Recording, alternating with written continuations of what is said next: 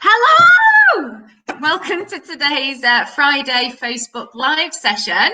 The sharp-eyed amongst you might notice that there's two of us and not three of us today. So we were supposed to be being joined by Daniel Fisher from Tienda Digital, just do a bit of name shaming there, but he's had to be called away on an urgent client call. So unfortunately he can't make us, and it was too short notice to find somebody else or change it. So we're doing it anyway. Just good to talk about it between the two of us.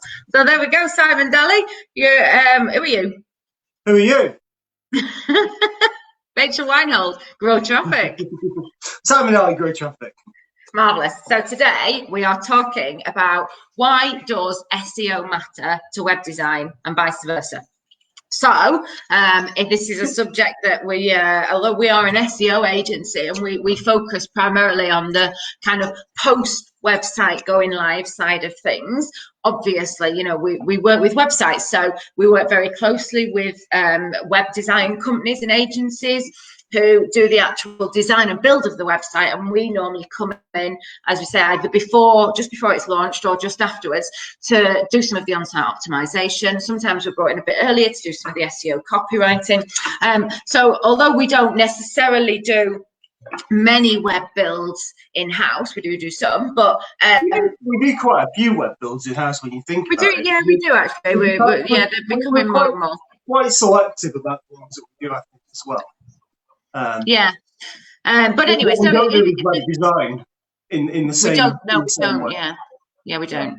But they are intrinsic. It's an intrinsic part of what we do. Obviously, if you're going to be trying to market a website and get traffic to the website and grow it, you've got to consider the design and the layout and all the rest of it. So the two disciplines, although they are separate disciplines, are intrinsically linked, and that's what we're going to talk about today.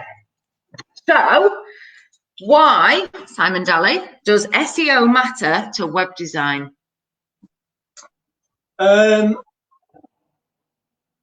Before we talk about that, when we talk about web design, are we talking about design or design and build? Are we talking about kind of what we talk about sorry, I'm going to find my camera.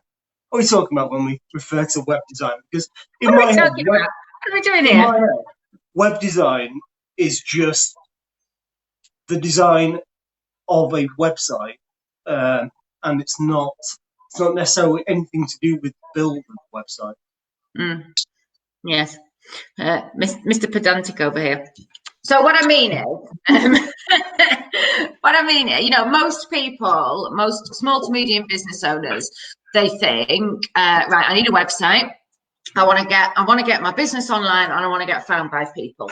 So they will go to a web company and they will say, build me a website, and they'll spend whatever the budget is, 500 to 5,000, 15,000 pounds. They'll spend that on having the website built.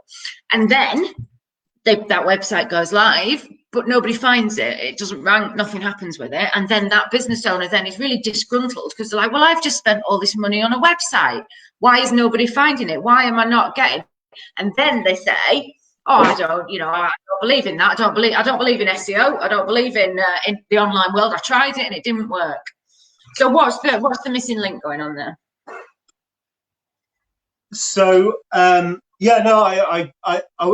was clarifying that point because I think it's important that it is important. We will come back to it. Yeah, I think it's important because the way that people talk about web design, the way they think about initially getting a website live, excuse me a second, the way they think about getting a website live, it's often they do think about it in kind of designer terms. So it is often a case of pulling it all together in the kind of process that you'd use to get a brochure put together.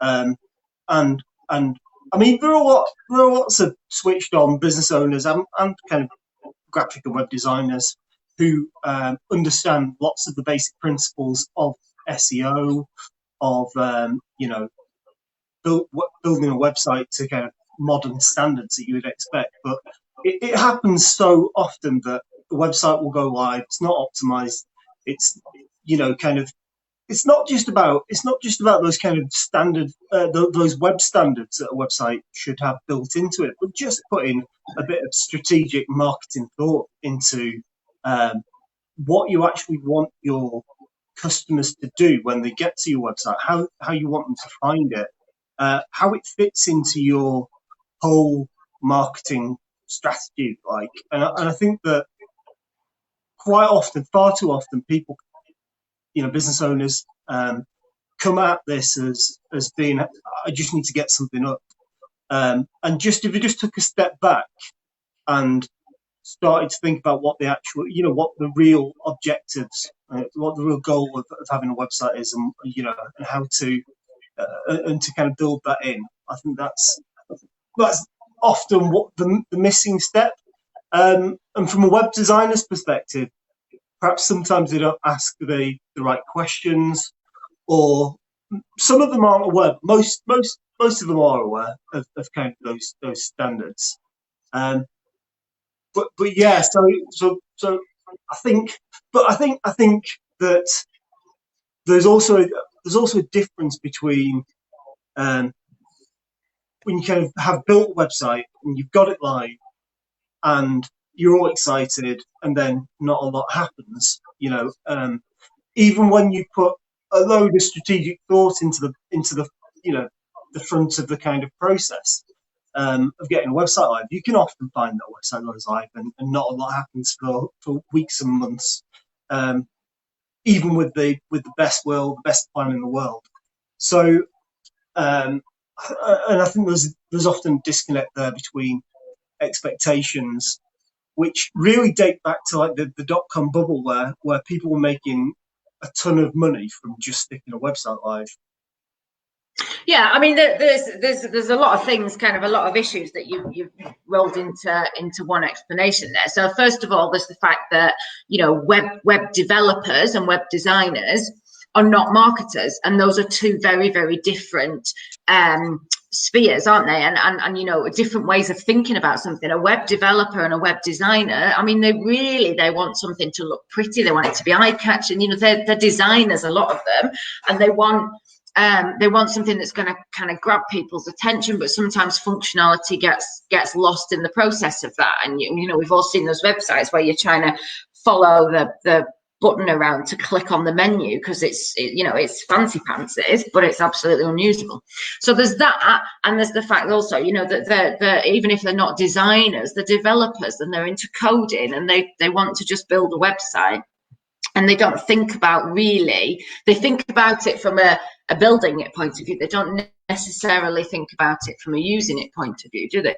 But I think, if you're, as we've gone, coming back to kind of the small to medium business owner, again, that what they want is something eye-catching. So they'll go to a web designer and a web developer and say, oh, give me something that's amazing. Give me something that pops.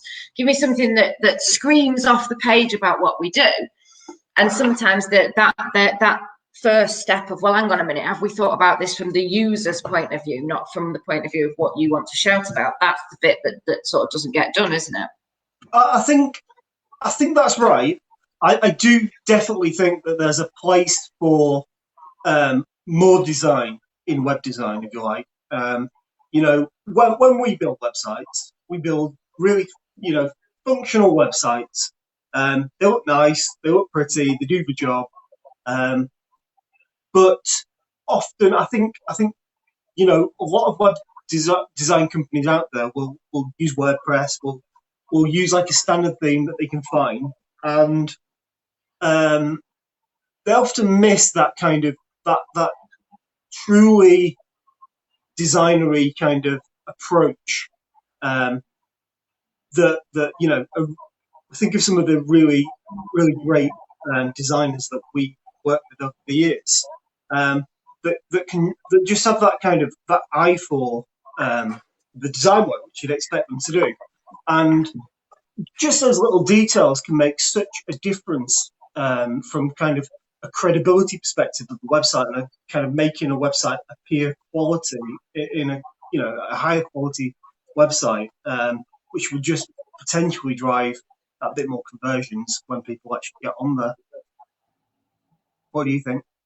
Yeah, you're right. The websites that are better designed, they do perform better, and they look nicer, and the client feels that they've got, more bang for the buck because they're a little bit more unusual. But there's still that balance to be found, isn't there, between something that's designed, it's had the shit designed out of it, and it's gorgeous and fancy pants, but essentially unusable, and then that standard kind of website template. And I mean, people say, oh, give me something unusual, I want something completely different. And you think, well, there is a reason that websites are built in the way that they are, where you have your top navigation along the top. If you want to find the contact form, you go to the top right. If you want to get back to the homepage, you click on the logo on the top left. If you want to find the address, you scroll down to the footer. That's how most web users these days know how to use a website, don't they? So that, building it roughly on that standard template is still what people need to do if they want a website that's going to work well. Definitely, and I think those standards, they change a little bit over time. I was smiling there because I was thinking back like 10, 13, whatever years ago, when I used to be talking to clients about their new website. I always used to talk about the standard layout of the website and how it needs to have a navigation at the top, a footer at the bottom, but back then they also used to have a side navigation on the left-hand side as well. So times do change as well. The standards change as people have kind of learned how to use websites, and that's changed the design a little bit. But also, I would argue that a web design that is unusable isn't a well-designed website, or isn't. Design is it's not about art. It's about fulfilling a brief, and so if design work has been carried out and it's still unusual, then you've not fulfilled the brief. So the brief is, you're right. Some designers do think that they're, I don't know, an artist, but and you want a bit of creativity. You need that. You want that bit of creativity. That's what can be missed. I think it's that kind of creative touch can often be missed if a good designer isn't involved in the process. Somebody with a really good eye for design.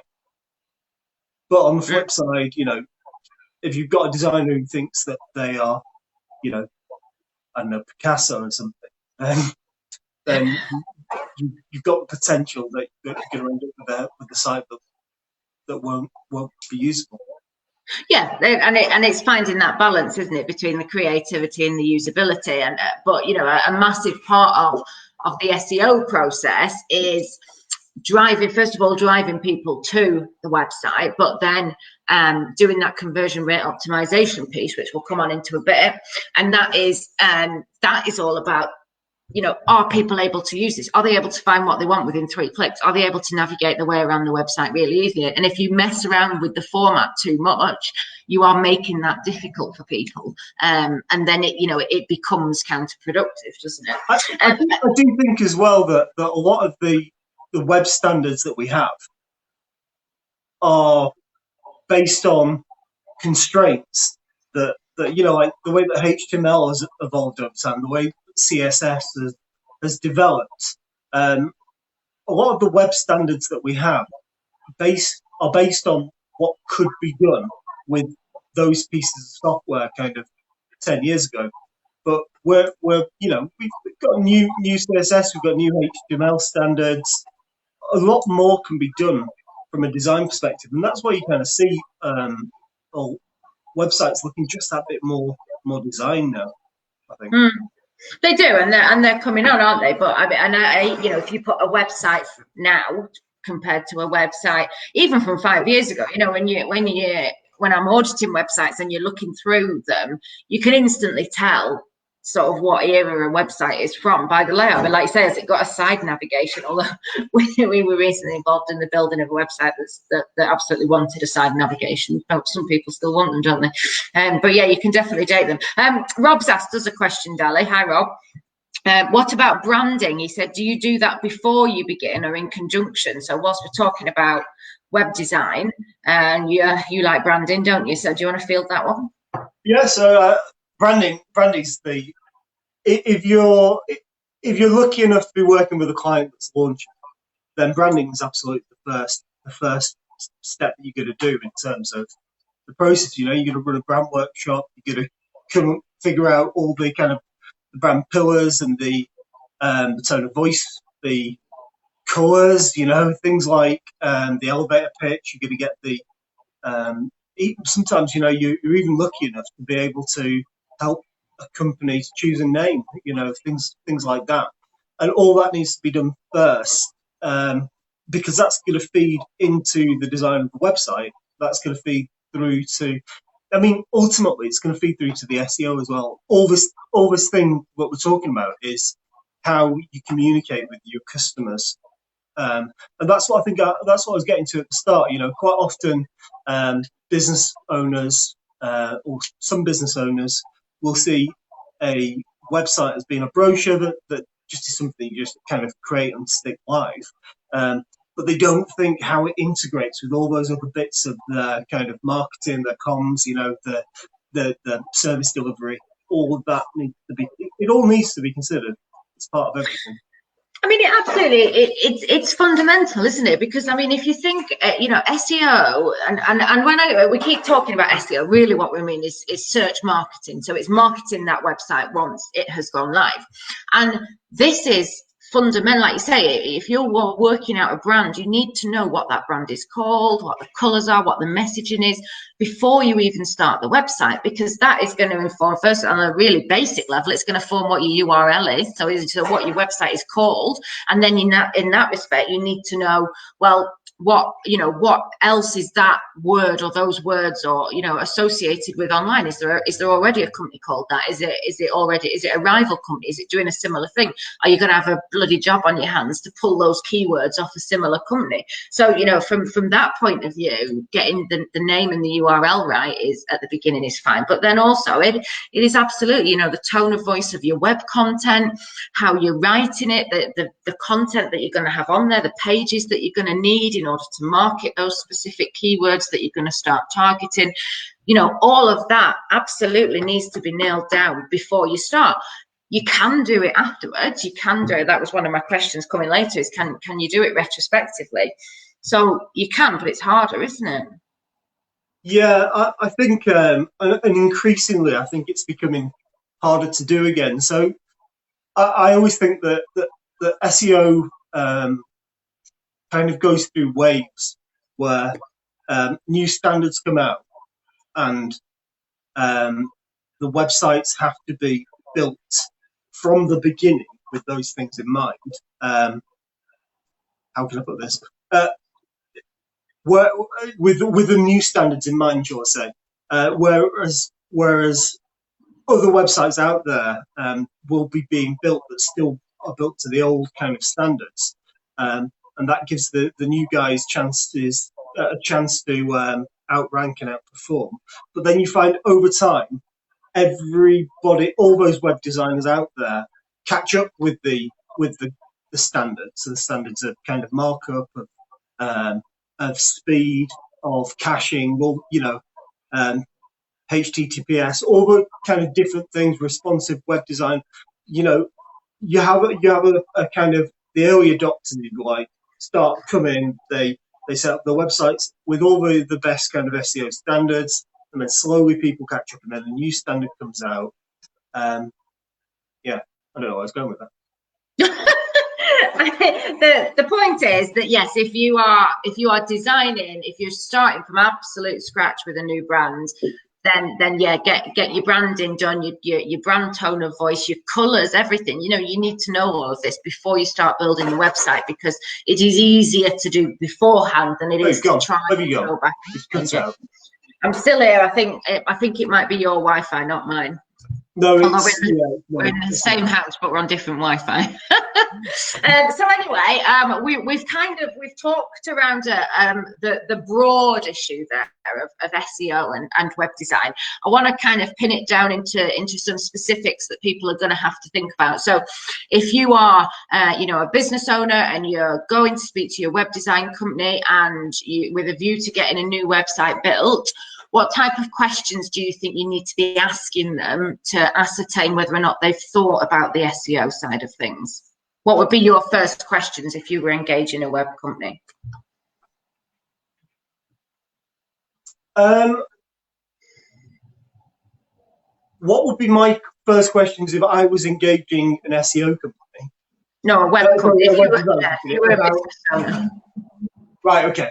Okay, flip that around. Okay, so I suppose what I want to see first is websites that they've already built. It's a bit difficult because I'm thinking about it from my perspective now. Naturally, I'd kind of go and have a look and see what they've done previously, but you can fall into the trap of looking at work that they've previously done and thinking it looks good. Especially for a business owner who doesn't have a lot of kind of technical understanding, or I could well imagine that they would find that very difficult. I suppose, and my other problem is that every web design company that I have ever spoken to says that they do SEO or that they optimize the websites that they build. And I think there's a big confusion really out there about what is meant by optimization, and there's scales of optimization that need to be done. Somebody that tells you that a website is optimized could be saying that they've created that website so it's as fast as it can possibly be. They've created it potentially with the keywords in mind.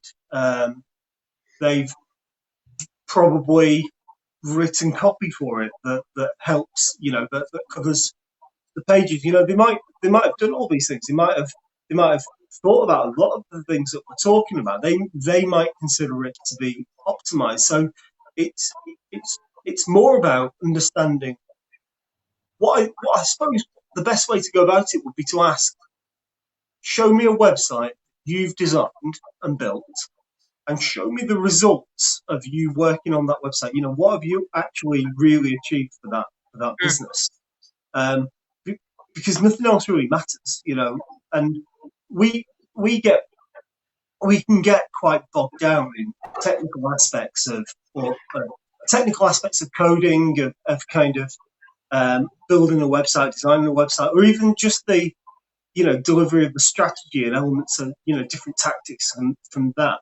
But ultimately, the most important thing is that the site drives leads, or it sells things, So I think you make a really good point there, don't you? And the first thing you need to ask them is for a change. The first thing you need to ask them is what do you consider SEO? If you're selling me this website and you're telling me that it has been optimized, what are you doing? Because as you say, we work with clients all the time, and some but Tienda, for example, they are a really good web design agency. When they give us a website to work on, we know that the basics will have been done. And if we work with a web agency, we know that's a basic standard that they will come to. But we have clients that come to us from web agencies that we don't work with, and they'll say, oh yeah, they said they optimized it, or I've been paying £150 a month for them to optimize it. And you'll look on there and they'll still have like homepage, about us page, contact page, and there's no keywords on there, there's no plugin, there's just nothing. And like you say, that is not necessarily that they haven't done anything. It's what did they consider that they were doing. And we do try really hard not to slag companies off, because you know, you can get a website, and like I say, we might say it doesn't have a basic level of optimization on it, but we don't know what they have been doing, or, you know, they might have been doing some backlink building, they might have done citation work, they might have put them on Google My Business, you know, they might have been focusing on maps or something. So it's important that you find out if that company is going to tell you that they're going to build you a website and put some SEO on there, what do they mean by SEO, and what are you going to get from it? And then if you're not sure, give us a ring and ask us whether that's a decent level. And I think it's really difficult for a business owner, you know, definitely a kind of small business owner. It's really difficult to for them to be able to ask those kinds of questions, because it requires them to have a level of knowledge that it's unlikely they're going to have in that situation. So it's completely reasonable that a business owner is going to go with the best intentions. You know, this happened to us.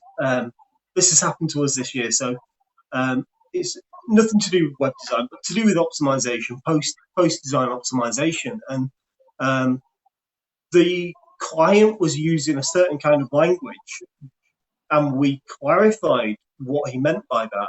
But after the work, his expectations were slightly different than the language that he was using, and it was because he was using the technical kind of SEO terminology, the industry terminology, like he understood it, and we spelled it out, but he still didn't understand exactly what he was getting.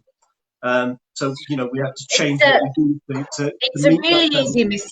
Yeah, it's a really easy mistake to make that as well, because as an agency, if somebody comes to you or comes to us and they start talking about the keywords and the meta description and the page titles and what have you, you do assume that they have a certain level of knowledge and that they understand. And then sometimes you miss out doing that step where you explain what you're going to do and why you're going to do it, because you think, oh, they understand the basics, so they know what we're going to do, and then they don't. They've just heard people talking about it, or they've watched some YouTube videos or what have you.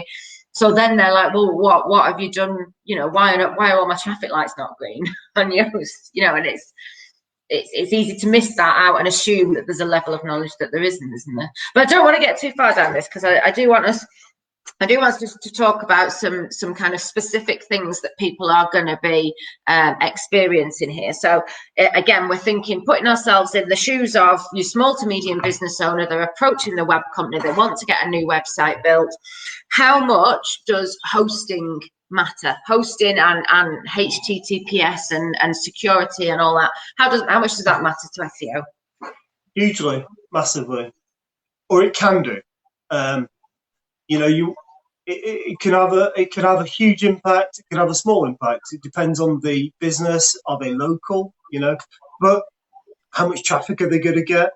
There's lots of things that need to be thought about and considered when choosing hosting. Physical location of a server. So we all think about websites as being somewhere in the ether on the internet, but in reality, a website is physical often, and there's some exceptions with kind of how the cloud works, but generally, a website is physically located on a server in a rack, in a data center, you know, in Manchester or. I thought you meant in Iraq then, as in like near Iraq. Iraq. Why is all the hosting in Iraq? I'm sure that there is hosting in Iraq. I bet that there must be. But the point being that hosting does have an impact on SEO. So, you know, you've got things to consider like the physical location. If you've got a website that's hosted in Russia, for example, then you might find it more difficult to rank it in the UK. Same with any country. That could be in any country.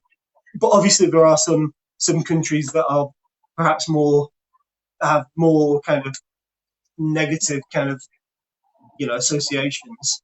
And quite often some of those IP addresses from those different data centers might be blocked. The other thing that you might consider, and this is something else about physical location of data center that people don't necessarily understand, is that the internet comes into the UK at a handful of places. So the closer that your server is, physically is, to that place where it comes in. So, for example, there's somewhere in the Docklands where it comes in London. That will make your website significantly faster. And that in turn can have a knock-on impact for SEO. Yeah, speed, speed of a website is becoming. Well, hang on a minute. I want to come on to speed in a minute. Well, speed is related to what we're talking about. Yeah, so the speed that we're talking about, where a server is physically located, has an impact on speed, and quite often it can be the biggest impact on the speed of a website. Rob's asking where's WordPress hosted. Rob's asking where's WordPress hosted. Well, that depends whether you're self-hosting a WordPress build or whether you're hosting on WordPress.com. So the other thing to say is cloud's a bit different, because cloud is kind of several servers located in several different places, and there's copies spread across different servers, which makes up the cloud. They all back up between themselves, so the location can almost vary, but the IP address of the website is going to have a physical location. So that's the other thing to remember, that although you've got a server that is physically located somewhere where your website's sat, you've also got a DNS server, so a domain name server, which hosts your domain. It's also physically located somewhere. For example, I buy most of my domains through 123reg, and I think they're hosted in Germany, actually. So the internet has to route through different points in order to get to your website. And yes, there's a number of things to think about when considering physical location. The other thing that people don't realise as well is that lots of domains themselves are location based. So you've got like the likes of .co.uk, and there, which is obviously a UK based domain, supposed to be for websites in the UK, but you'll see that there are a number of which were set up as geographical domains, which are now considered to be general top level domains. So an example of that would be the British Indonesian Islands, which is .io. .io, yeah, and that's becoming a kind of tech domain. So quite often, tech businesses will build their websites on that domain because the tech community understand that that's relevant to them. Okay, so it's still located in that one's located in the UK though, so there is a benefit there, but all those things need to be considered when you're choosing them. That's before you've even started setting up, kind of building the website. The other thing to consider as well is things like the number of requests that your server can handle at any one time. Because if you've got a website that's going to have quite a significant number of visitors, then it is on a physical device, and there's only so many times that it can handle those requests before. Okay, I'm going to stop here because you're going to spend 25 minutes talking purely about servers here, and that's not what this one is about. So clearly we need to let you do your own Facebook Live where you can just talk about servers to your heart's content. Put yourself in the position.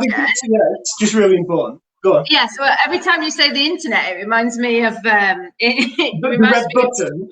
Yeah, Jen on the IT crowd. I've got the internet. Right, anyway, so if you were a normal, average, not obsessed with servers business owner and you were going to a web company, and I want a succinct answer here, and you're going to start thinking about hosting, are you better just going for the $2.99 hosting that you can get on GoDaddy that'll sort your website out and then you'll get it live and you'll start off there?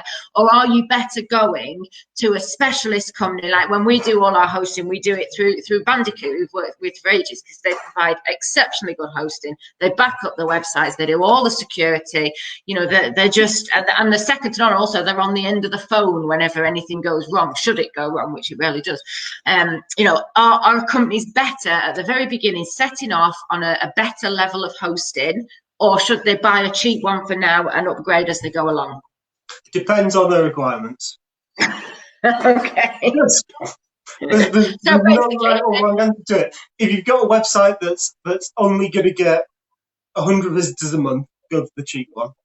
Yeah, and that's it. That's the answer. The answer really is, what do you want to do with it? If you're just going to have a business card, 4 or 5 page website, a home about, contact, and a blog, and you don't want to grow it very much, and you're not really bothered about that, then the cheaper hosting is going to be all right, isn't it? But if you really want to build that website and market it and get it ranking, then you need to pay for a decent amount of hosting. Yeah, I mean, it's the same as anything really. By and large, you get what you pay for, and it's the same with hosting. You know, if you want to have the fastest website in your sector, then you need to think all these things through. Yeah. Okay, and HTTPS is, I mean, it's just mandatory now, isn't it? Don't buy hosting that isn't secure. Pretty much. It's still a kind of, it's still a standard that's kind of rolling out. You'll still find plenty of sectors and industries where it's not the most important thing in the world. It's important, yeah. Yeah. So get some secure hosting, basically, is the shortcut. Okay, we're going to move on from hosting because I think that's swallowed enough of our lives already. We want to talk now about plugins. So we tend to recommend to clients when they come to us, when they're having a website built, or when we start working with them, get an SEO plugin, either Yoast or more than one. Just to stop you a second. So you're talking about a WordPress build, aren't you? I am talking about a WordPress build, yeah. Yeah. Well, but my answer is related. I am leading into a question. So we tend to say get these plugins so that they help people optimize the website and use it as a kind of checklist for the work we're doing and stuff. But the more plugins you've got, the more slower your website's going to be. So are plugins a good thing or a bad thing, or should you be concerned more about the speed of your website? What's the best for people? It depends. Yeah, it depends. And that's the answer to most of these things. Most of the any question that you can ask about a website really is the answer is it depends, because it depends on what you're going to use it for, what your level of technical understanding is, you know, what the business requirements are of that website. So for example, you know, in an ideal world, you'd have a bank of developers at your disposal, and you'd build everything to be pretty static. You wouldn't use kind of a content management system at all. You know, you'd have as little code as possible. But that's, you know, you'd be back 30 years. The content management systems that exist now, lots of them are open source kind of developments, which means that anybody in the world can contribute towards those platforms. And the benefit of that is that there are so many plugins or extensions or, you know, various different content management systems called different things. But they offer you the chance to add functionality to your website that would ordinarily take a developer weeks and months to develop. I remember, so 15 years ago, when I used to work for a company that had a proprietary CMS, and every single bit of functionality had to be built by the developers within that business, and it meant that relatively simple web builds could take 6 months to a year to actually complete because of that. So but you're right, they add code to the website, they add additional code to the website, and because they're one size fits all as well, or because they've often been built for a different purpose and they've just been repurposed to do what you want, you often find that they have additional elements to that are unnecessary. And any unnecessary code that you add on is going to slow the website down. That's a natural part of it. So Liz has asked that, and I've heard this as well from people, that no more than 3 plugins per website as a general rule of thumb. Do you think that's still relative? No. Relevant? No, not all. And this comes back to the same thing. It depends. Because if you've got good hosting, then you can have as many plugins working on your website as your kind of hosting will allow you to use. Because at the end of the day, all that you need is it's about bandwidth, and the bandwidth into the server, how many kind of responses that server could make at any per second, and the memory, the RAM that the server has. I'm going to stop you because we're going down. You have one fan, so Kareem, who's my cousin in America, he's loving the hosting and the server chat. So I think he's just volunteered himself to come on and do a chat with you about that. So I'm going to move us entirely away from that. He's got masses of IT experience as well. It'd be really interesting. Yes, Kareem has. He's been working in that sector for a long time, so has a lot of experience. So we'll schedule that. If you're enjoying the hosting server chat, come back for more on another day. For now, I'm going to move us on because we're almost out of time, and we haven't even covered half the things that I wanted to cover in today's session. So yeah, as a general rule of thumb, what we always say, if you have a genuine need for that plugin, if it is genuinely going to make your website better and it's going to make you more able to optimize it and do what you need to do, then have it. But if it's just there for a bit of ornamentation or fancy pantsies and there's a quicker way of doing it, don't put it on. So keep them to a minimum and have a genuine reason for plugins is the short answer. So then in terms of, we've got the website set up, we've built it, we've got some good hosting, it's on a good domain, we've got it kind of optimized in terms of speed and plugins and all the rest of it. How important is layout to SEO? And by the layout, I mean not the top navigation, because that's the standard way of doing it, but where people are going to put sort of images and text and all the rest of it. We get clients coming to us all the time saying, take out the text, I don't like it, I want pictures, I want more pictures. SEO is something we've got to fundamentally think about at the point that we're coming up with the layout of a website, isn't it? So I'll take it a step. I'll say a combination of things. So you need absolutely consider where all that stuff is going to go from a usability perspective and from user experience. However, you also need to think about it from a code perspective, and this is becoming increasingly important. What I was saying before about how SEO kind of ebbs and flows. I remember, say about 7 or 8 years ago, we used to do things where we put the images at the bottom of the page and they loaded last, but they appeared in the right place on the page. We're getting back to things like that. So there's new standards being introduced by Google next year. They've given us a 6-month warning, which is pretty unheard of in terms of the way that Google talk to us about SEO. I think they've done it once or twice before, maybe once with the HTTPS and the responsive web design as well. So there are a number of new factors called page experience factors, and they are specifically about speed, but the types of content that you have on the page, how that content loads, where it's placed in the code is important for SEO again. much more than it has been for a number of years. And there's also other things to think about as well, which I think people don't. I mean, there's that push and pull between what an algorithm wants, a search engine algorithm wants, is it wants a website that is useful and that is a resource. So it wants lots of content on there. But you're absolutely right in that, you know, people using a website, they don't want to be faced with reams and reams of text. So it's always that push and pull between what the algorithms want and what the people want. And web design and good web design and web building is about striking that balance and getting the content on the page in a way that is not over facing to people, isn't it?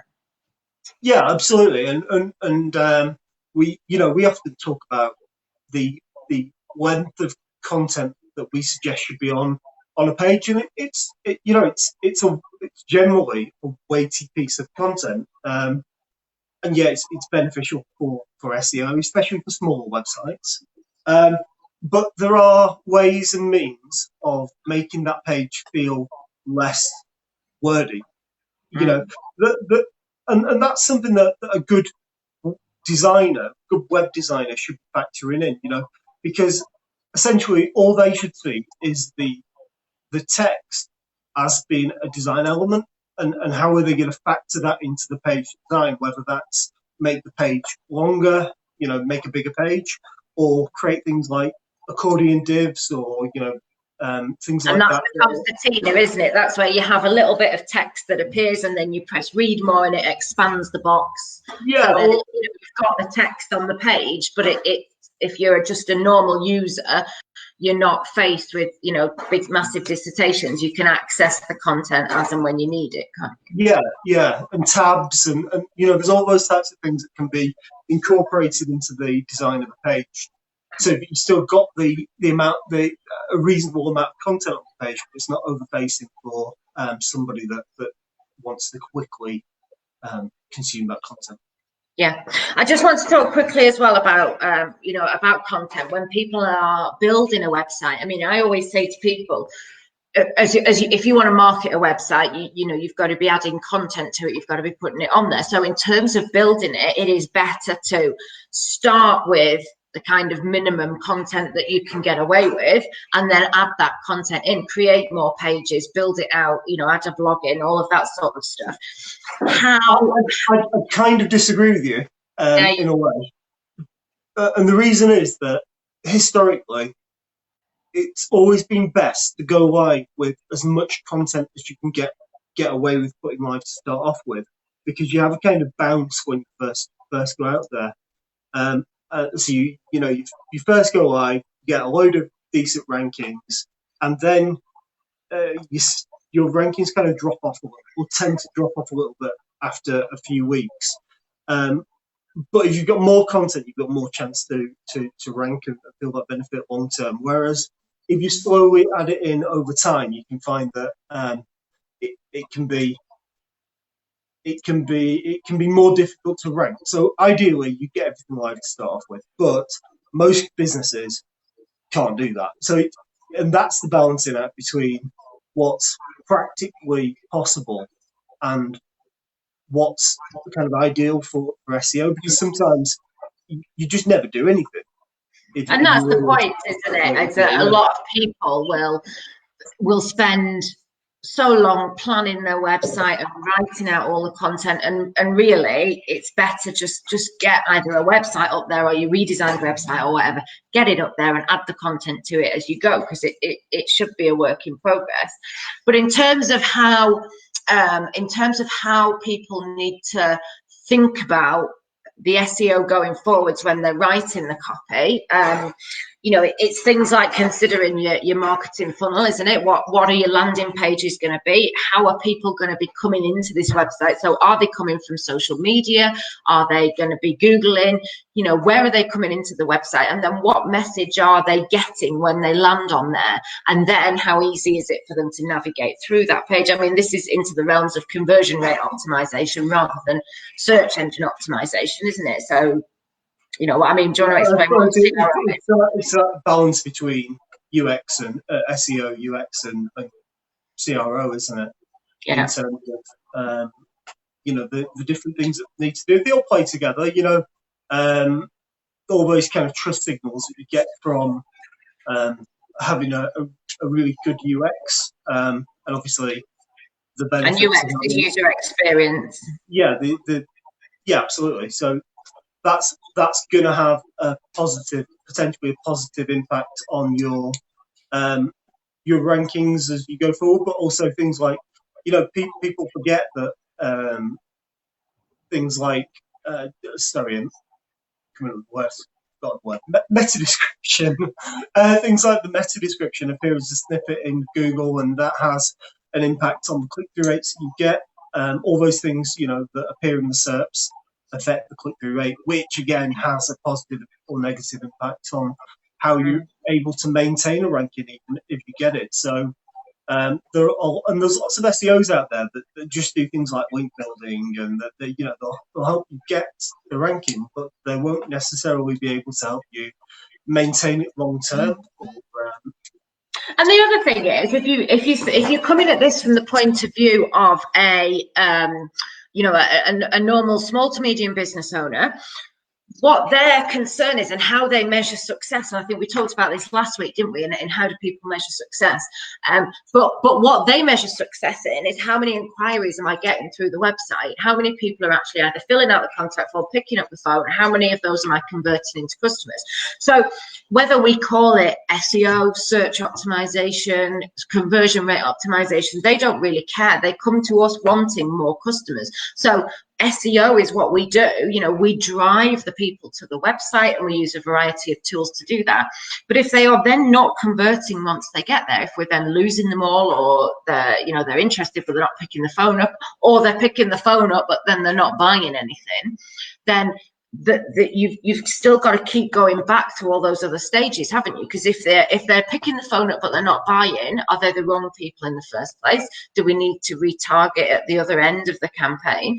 If they are not converting, so they're landing on the website but we're losing them, then where's the conversion rate optimization? So for us, we compartmentalize all of these different bits of activity into all of these different words and terms and three-letter acronyms, don't we? But your end customer, your normal business owner, they don't give a shit whether we call it CRO or whatever, do they? They just want customers.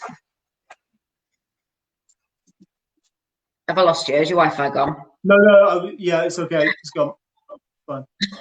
Okay, right. Okay, I am going to move us on because we are nearly at time. So we have had some really good questions in there, which I think we've answered as we've gone along. If you have a question that you would like us to answer on this session, put it in the chat quickly and we'll get to it.